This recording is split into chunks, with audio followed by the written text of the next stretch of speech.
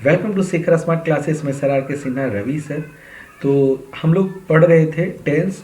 इसमें पहले पार्ट 1 में मैं आपको बता दिया था टेंस किसे कहते हैं, टेंस कितने प्रकार के। तो अगर आप वीडियो नहीं देखे हैं तो बिल्कुल पहले देख लीजिएगा, क्योंकि ये पार्ट 2 है। इसमें टोटल ये सब सारे टेंस कितने प्रकार के होते हैं, कौन कौन से टेंस, और फिर टेंस प्रेजेंट टेंस के कितने प्रकार होते हैं, फिर सेंटेंस कितने प्रकार के होते हैं, ये सारा चीज़ कवर कर लिया गया था। तो यहाँ तक कवर कर चुके थे। तो इसमें चलते हैं, पार्ट 2 है। इसमें आपको यह बताएंगे कि प्रेजेंट टेंस है ना, वर्तमान काल प्रेजेंट टेंस क्या होती है, और सारे इसके जो रूल हैं वो सब सारे बताएंगे। तो देखिए, पहला है प्रेजेंट टेंस की पहचान। जिस हिंदी वाक्य के अंत में है, हैं, हो, ये सब रहेगा। यहाँ पर देखिए है सिर्फ लिखे, आप हैं, हो, हूँ सारी चीज लिख लीजिएगा। शब्द लगा हो तो वह प्रेजेंट टेंस में होना कहा जाता है। इसका मतलब है कि पहला तो आप ये अंत में जो दिख रहा है ना, है, हूँ, हो, जो ये दिख रहा है, इससे यह पता चलता है कि कौन से टेंस का है। ठीक है, तो यहाँ पर सबसे पहले पहचान, जो अगर टेंस की बात करते हैं, तीनों टेंस में, present tense, past tense, future tense में कौन से टेंस के है, तो यह पहचान बताने वाला है ये अंतिम वाला। ठीक है, तो प्रेजेंट टेंस में भी सबसे पहला अगर चले आते हैं तो उसका नाम है, प्रेजेंट टेंस का जो पहला पार्ट है उसका नाम है प्रेजेंट इंडेफिनिट टेंस, जिसको कहते हैं सिंपल प्रेजेंट टेंस। इसका मतलब हुआ कि सबसे ऊपर आते हैं तो समझाते हैं। देखिए, प्रेजेंट टेंस का ये पार्ट हम लोग पढ़ने वाले हैं सबसे पहले, और ये आज जो हम कवर करेंगे पार्ट 2 में, वह ये दोनों पार्ट को कवर करेंगे। तो आप लोग ध्यान से देखिएगा, है ना। तो इसका मतलब हुआ कि प्रेजेंट टेंस का जो पहला है, बोले तो प्रेजेंट इंडेफिनिट टेंस, इसको कवर करने वाले। तो ध्यान से सुनिएगा। तो देखिए क्या, तो प्रेजेंट इंडेफिनिट टेंस, जिसको सिंपल प्रेजेंट टेंस है ना, सामान्य वर्तमान काल पहले कहते हैं किसको। तो देखिए, सबसे पहले बात है कि जब हिंदी वाक्य के अंत में, है ना, क्रिया के अंत में ता हूं, ती हूं, ते है, ती है, ता है, मतलब ये सब अगर लगा रहेगा तो समझ जाइएगा कि वह सिंपल प्रेजेंट टेंस में है। बोले तो प्रेजेंट इंडेफिनिट टेंस में, है ना। उसका अनुवाद क्या रहता है, तो देखिए इसमें कुछ एग्जाम्पल भी दे दिए कि मैं खाता हूं, तुम जाते हो, आप नहीं पढ़ते हो, क्या राम खेलता है। सब में देखिए अंत में क्या है, तो ता है ना, ते है, ती हो, ये सब सारी चीज आपको दिख रहा है। इसका मतलब है कि सारा जो है, ये सब सभी जो है वो सिंपल प्रेजेंट टेंस का है। ठीक है, जिसको आप प्रेजेंट इंडेफिनिट टेंस भी कहते हैं। चलिए, इसमें आते हैं, इसका जो पहला है इसका नाम है अफर्मेटिव सेंटेंस। ठीक है, अफर्मेटिव सेंटेंस का मतलब हुआ कि जो सकारात्मक वाक्य होता है। देखिए इसका पहचान क्या है, तो हिंदी वाक्य के क्रिया के अंत में ता हूं, ती हूं, ते हो, ती है, ये सब सारा चीज लगा हुआ रहेगा। मतलब ये इसमें से कोई भी एक लगा हुआ रहेगा, इससे पहचान होता है कि वह क्या है, अफर्मेटिव का है। लेकिन अफर्मेटिव का सेंटेंस से पता चलेगा। ये तो बता रहा है कि चलो प्रेजेंट इंडेफिनिट का है, लेकिन सेंटेंस में किस तरह रहेगा, तो मैं खाता हूं, ठीक है, मैं खाता हूं, वह किताब पढ़ता है। तो सब में देखिए आपको ता नजर आ रहा है। ठीक है, जब ये ता नजर आएगा तो वह कौन सा टेंस की बात कर रहा है, वह प्रेजेंट इंडेफिनिट है ना, या फिर सिंपल प्रेजेंट की बात कर रहा है। तो उसमें देखिए ता हूं, ती करके आया हूं। तो इसको बनाने का ढंग क्या है, तो आपको यही तो याद रखना है, मेन जो है आपको रूल याद रखनी है। ठीक है, तो चलते हैं इसका रूल। देखिए सबसे पहले होगा सब्जेक्ट। सब्जेक्ट के बाद आपको इसमें इज, एम, आर भूल से भी नहीं लगाना है, क्योंकि जब भी आपको देख लीजिएगा सेंटेंस ही पता चल जाएगा, उसमें ताती में इज, एम, आर लगेगा। देखिए इसमें ता लास्ट में है, इसलिए इज, एम, आर नहीं लगेगा। इसमें भी ता है, इसलिए इज, एम, आर नहीं लगेगा। इसमें भी ता है तो इज, एम, आर नहीं लगेगा। इसमें भी देखिए ता है लास्ट में, है ना, ता हूं, तो इसमें इज, एम, आर नहीं लगेगा। तो लगेगा क्या, इसका रूल होता है सब्जेक्ट लगाना है, फिर वर्ब 1 या वर्ब 5। देखिए वर्ब 1 मतलब सिंपल वर्ड है ना, जिसमें कि कम, गो, ये सब रहेगा, और वर्ब 5 का मतलब एस या यस लगेगा। मतलब केवल यही एक ऐसा टेंस का जो पार्ट है अफर्मेटिव में जिसमें कि एस या यस लगता है। ठीक है, उसका ऑब्जेक्ट लगेगा, मतलब कोई अगर ऑब्जेक्ट रहेगा या अदर वर्ड रहेगा। तो देखिए इसका पहले बनाने का ढंग क्या है, मैं खाता हूं, है ना, यहाँ पर एक टेंस है, मैं खाता हूं। तो सबसे पहले आपको ये पहचान करना है किस टेंस का है। तो देखिए हूं से पता चला है कि प्रेजेंट टेंस का है ना, ताहू से पता चला है कि यह सिंपल प्रेजेंट टेंस का है, उसका सिंपल कौन सा सेंटेंस है, तो यह अफर्मेटिव सेंटेंस है। तो अफर्मेटिव सेंटेंस के बारे में पढ़ा रहे हैं। ये अफर्मेटिव कैसे पहचान हुआ, इसमें ना ही नहीं लगा हुआ है, ना ही क्यों लगा हुआ है, ना ही कैसे लगा हुआ है, कुछ भी नहीं लगा हुआ है।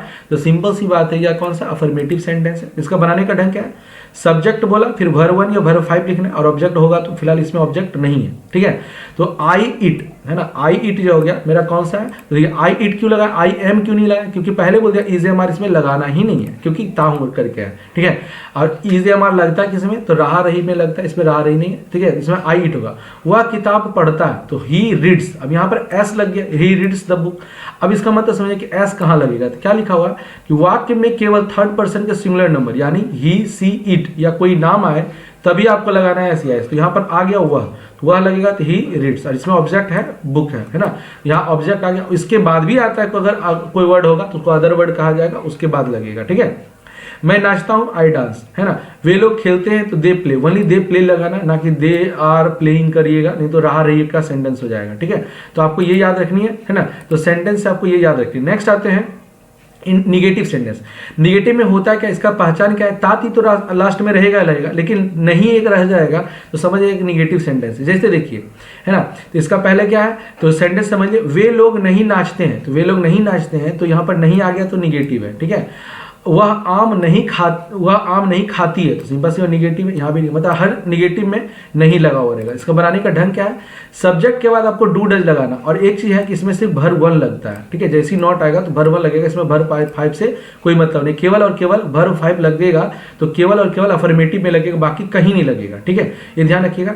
फिर ऑब्जेक्ट होता है अदर वर्ड, और लास्ट में फुल स्टॉप देना है। चलिए, वे लोग नहीं नाचते हैं तो दे डू नॉट डांस, है ना। अब यहाँ पर आ गया कि डू लगा दिए, सर डज क्यों नहीं लगाया, इसका भी लिखा हुआ कि थर्ड पर्सन का सिंगुलर है, यानी ही सी इट और कोई नाम आए तभी आपको डज लगाना है। तो सिंपल सी बात है, यहाँ पर दे आया तो दे है थर्ड पर्सन का प्लूरल नंबर है, तो यहाँ पर दे हो गया, तो वह क्या हो गया, तो यहाँ पर दे डू, है ना, नॉट डांस, है ना। वह आम नहीं खाती है तो सी डज नॉट ईट मैंगो, है ना। हम लोग नहीं पढ़ते हैं तो लिखा हुआ है हम लोग, तो यहाँ पर होगा वी, है ना, यहाँ पर जो सेंटेंस में होगा यहाँ पर होगा वी, है ना। तो वी डू नॉट रीड, है ना, वी डू नॉट होगा आप नहीं रोते हो, है ना, तो यू डू नॉट वीप, है ना।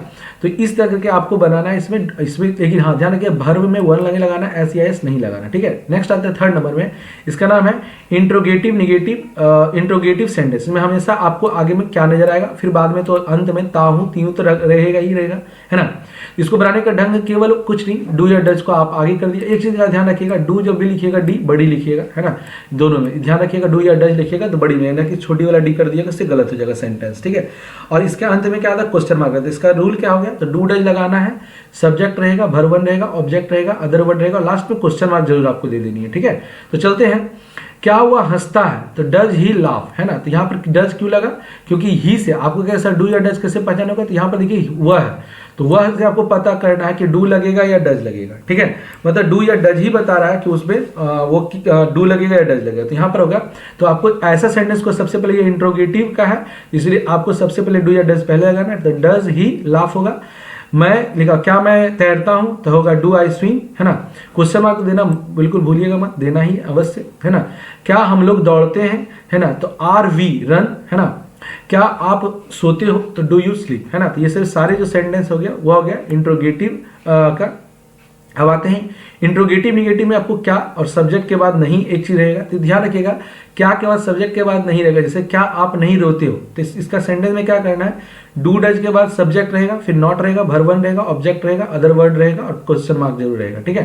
तो यहाँ पर देखिए सेंटेंस में है कि क्या आप नहीं रोते हो, तो सिंपल से आपको पहचान कैसे करेगा कि ये इंट्रोगेटिव निगेटिव का है। तो देखिए आगे में पहले क्या रहेगा, ये इंट्रोगेटिव बताता है, और बीच में आपको क्या रहेगा, नहीं रहेगा, ये निगेटिव बताया, मतलब इंट्रोगेटिव निगेटिव का हो गया। इसको बनाने का ढंग है, डू डज के बाद सिर्फ एक जगह क्या है, सब्जेक्ट के बाद आपको नोट लगाना है, मतलब डू नॉट मत लगाइएगा, ठीक है। डू अगर रहेगा, जैसे क्या आप नहीं रोते हो, तो डू यू, है ना, तो यू पहले आगे सब्जेक्ट, फिर लगाइएगा not, do you not weep, है ना।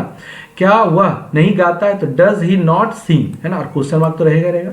और इसके बाद है इसका इस जो प्रेजेंट इंडेफिनिट या सिंपल प्रेजेंट टेंस का अंतिम जो होता है WH वर्ड होता है। इसका पहचान क्या होता है, तो हिंदी वाक्य में सब्जेक्ट के बाद WH शब्द क्या, क्यों, कब, कहाँ, कौन, कौन सा, किसका, कैसे, ये सब लगा हुआ रहेगा, है ना।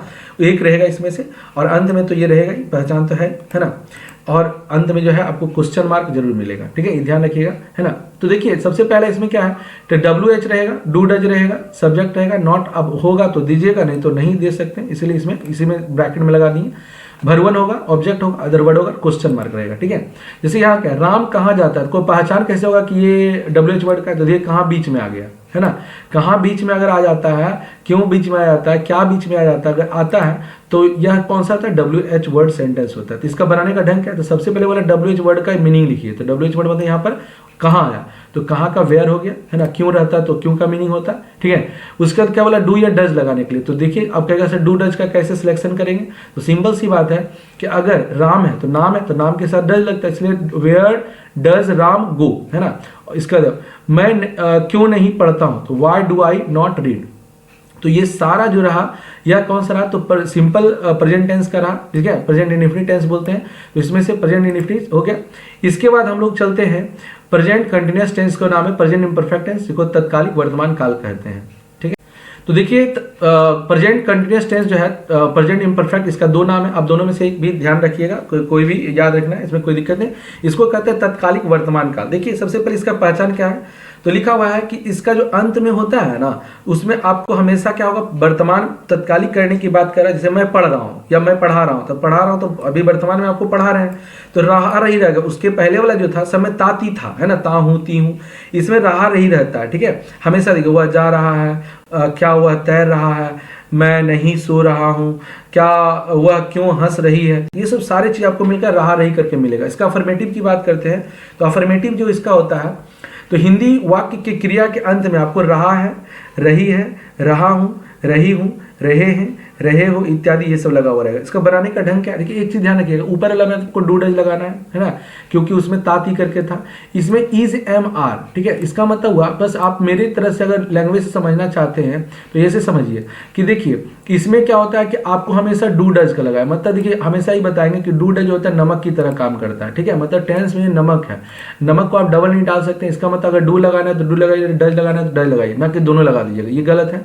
और ईज लगाना है तो ईज एम आर लगे, डू डज मत लगा दीजिए। इसका मतलब ढंग अब कहेगा सर ई लगाना कब होता है, तो वो आपको सेंटेंस जब दिया रहता है उसके आधार पर लगाना होता है। जैसे आप देखिए अब यहाँ पर क्या है, प्रेजेंट जो प्रेजेंट इम्परफेक्ट है इसमें हमेशा रहा रही रहेगा, और रहा रही रहेगा तो इज एम आर और वर्ब फोर। एक चीज बहुत अच्छी बात है, इसमें वर्ब फोर मतलब टोटल में आपको वर्ब फोर ही दिखेगा, है ना। इसके पहले वाला में तो वर्ब वन और वर्ब फाइव भी एक जगह दिखा था, और बाकी वाला सब में वर्ब वन था, लेकिन इसमें आपको वर्ब फोर बोले तो आईएनजी सभी ट्रांसलेशन में जब भी रहा रही रहेगा तो आपको आईएनजी लगाना ही लगाना है, ठीक है। देखिए नेक्स्ट, इसमें देखिए सबसे पहले क्या है, तो सब्जेक्ट रहेगा, इज एम आर रहेगा, वर्ब फोर रहेगा, ऑब्जेक्ट रहेगा, अदर वर्ड रहेगा, और फुल स्टॉप रहेगा, ठीक है। जैसे देखिए मैं खा रहा हूं तो आई एम ईटिंग, अब यहाँ पर एम लगेगा, क्यों, क्योंकि यह इससे पता चला है। सबसे पहले आपको पहचान बता देते हैं। देखिए पहले ये बताएगा प्रेजेंट टेंस, ठीक है, क्योंकि हूं है तो प्रेजेंट टेंस बताएगा। रहा रही रहेगा तो आपको बताएगा कि प्रेजेंट इम्परफेक्ट जिसको बोलते हैं, है ना, प्रेजेंट इम्परफेक्ट बोलते हैं। अब या फिर इसको प्रेजेंट कंटिन्यूअस बोल सकते हैं, रहा रही बता रहा है, ठीक है। इसके बाद है कि यह कौन सा सेंटेंस है, तो यह अफर्मेटिव है, क्योंकि इसमें ना नहीं है, ना क्या है, ना क्यों है, ये सब कुछ नहीं है, इसलिए कौन सा सेंटेंस है, यह अफर्मेटिव है। इसको बनाने का ढंग क्या है, आई एम ईटिंग, वह किताब पढ़ रहा है तो ही इज रीडिंग बुक, है ना। आप लिख रही हो तो यू आर राइटिंग ओनली, इस तरह करके बनाना है। फुल स्टॉप जरूर देनी है।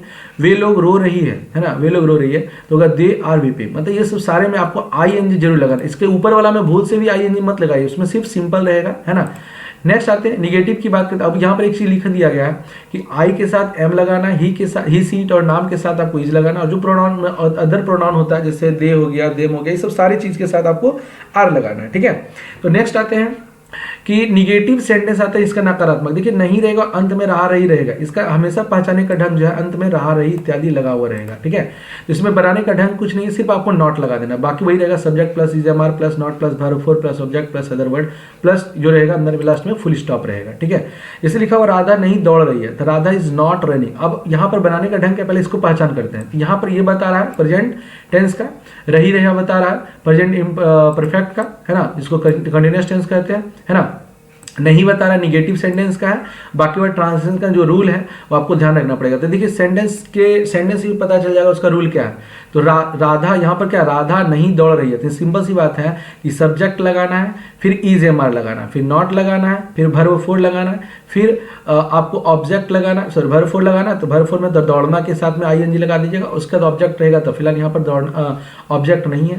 तो राधा इज नॉट रनिंग, है ना, वह किताब नहीं पढ़ रहा है, तो यहाँ पर होगा he is not reading book, है ना, आप नहीं लिख रही हो, यू आर नॉट राइटिंग, वे लोग नहीं रो रही है तो अगर दे आर नॉट वीपिंग। तो ये हो गया क्या, निगेटिव। अब इंट्रोगेटिव की बात करते हैं। इंट्रोगेटिव में हमेशा आपको क्या नजर आएगा, और लास्ट में रहा रही के साथ साथ में इस तरह नजर आएगा, और लास्ट में एक चीज ध्यान रखिएगा प्रश्नवाचक चिन्ह, है ना, क्वेश्चन मार्क जरूर रहेगा। इसका बनाने का ढंग क्या है कि देखिए सबसे पहले आपको क्या है, इज एम आर आपको पहले लगा देना, ये ध्यान रखिएगा, इसमें इज एम आर पहले लगता है, फिर सब्जेक्ट के बाद भी फोर होता है, फिर सर नॉट नहीं लगा, सर ये इंट्रोगेटिव है ना कि इंट्रोगेटिव निगेटिव है, ठीक है। इसमें भी फोर होगा, object plus other word plus question mark जरूर रहेगा, ठीक है।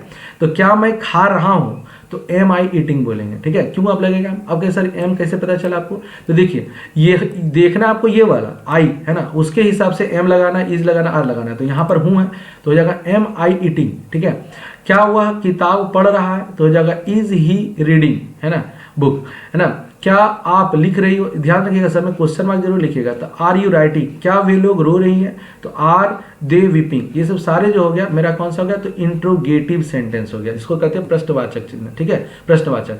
अब आते हैं इंट्रोगेटिव निगेटिव की बात करें तो हमेशा देखिए क्या किस बात रहेगा? नहीं, एक जगह कहीं नहीं रहेगा सेंटेंस। जैसे क्या राधा नहीं दौड़ रही है? तो सिंपल सी बात है कि अभी क्या था? तो सिर्फ क्या था, जिसको इंट्रोगेटिव कहते हैं। यहाँ पर क्या के बाद अगर नहीं भी आ जाता है तो इंट्रोगेटिव निगेटिव इसका कुछ नहीं ढंग। जब उसको बना लिए तो इसमें से करना क्या है? तो सिर्फ आपको नॉट लगा देने, ठीक है। इंट्रोगेटिव ईजेएमआर के साथ में जो रहेगा सब्जेक्ट के बाद नॉट लगा देने, ठीक है। जैसे देखिए आप पहचान तो सेंटेंस ही पता चल जाती है। प्रेजेंट टेंस बता रहा है ना, प्रेजेंट इम्परफेक्ट बता रहा है कि ये रहा रही करके है ना। उसके बाद निगेटिव सेंटेंस इंट्रोगेटिव निगेटिव बता रहा है, क्या और नहीं के कारण बता रहा है, पता चल रहा है। इसका बनाने का ढंग क्या बोला? तो ईजेएमआर पहले लगाना है, फिर सब्जेक्ट लगाना है, फिर आपको नॉट लगाना है, फिर वर्ब फोर लगाना है, ऑब्जेक्ट रहेगा तो लगाना है, फिर अदर वर्ड लगाना है। इसका ट्रांसलेशन भी है, तो जितना भी है जैसे लिखा इज राधा नॉट रनिंग, है ना, पहले इज लग गया, है ना। क्या हुआ? किताब नहीं पढ़ रहा है तो क्या होगा? इज ही, है ना, पहले इज लगाना है, is he not reading book. और हमें अक्सर जान लीजिएगा नमक अगर पहले आ गया समझिए क्वेश्चन मार्क ही है, और क्वेश्चन मार्क से मतलब वो इंट्रोगेटिव ही सेंटेंस रहता है, ठीक है। अब इसका लास्ट जो है WH वर्ड, ध्यान से सुनिएगा क्या है WH वर्ड। तो आपको क्या है हिंदी वाक्य में सब्जेक्ट के बाद WH शब्द मतलब क्या, क्यों, कब, कहाँ, कौन, कौन सा, किसका, कैसे इत्यादि लगा हुआ रहेगा, देखिए। और क्रिया के अंत में ये रहेगा और साथ ही साथ में प्रश्नवाचक चिन्ह लगा हुआ रहेगा। इसका मतलब देखिए इसका बनाने का नियम क्या है? जैसे WH आ जाए तो WH का सेंटेंस में सबसे पहले WH होता है। इसका मतलब है कि जब भी कभी क्यों पहले इसका मीनिंग लिखना होता है, कैसे इसका मीनिंग लिखना होता है, कहाँ का मीनिंग लिखना होता है, कब का मीनिंग लिखना होता है, ये सब ध्यान रखना होता है, ठीक है। तो देखते हैं यहाँ कि इज, यहाँ पर WH वर्ड रहेगा, फिर रहेगा इज एम आर रहेगा, फिर सब्जेक्ट रहेगा, फिर नॉट अगर होगा तो लगाइएगा, V4 तो रहेगा ही रहेगा, और ऑब्जेक्ट रहेगा, अदर वर्ड रहेगा और क्वेश्चन मार्क रहेगा। यहाँ पर है कि राधा क्यों दौड़ रही है तो वाई पहले लगाइएगा, क्यों, क्योंकि पहले क्यों का लिखना है इंग्लिश, ठीक है। फिर इज लगाना है, क्यों, तो राधा नाम है ना, तो नाम के साथ इज लगता है, तो वाई इज राधा रनिंग, है ना। फिर है वह कैसे किताब पढ़ रही है, तो हाउ पहले इसका मीनिंग लिखना है, हाउ, तो how is he reading book, है ना।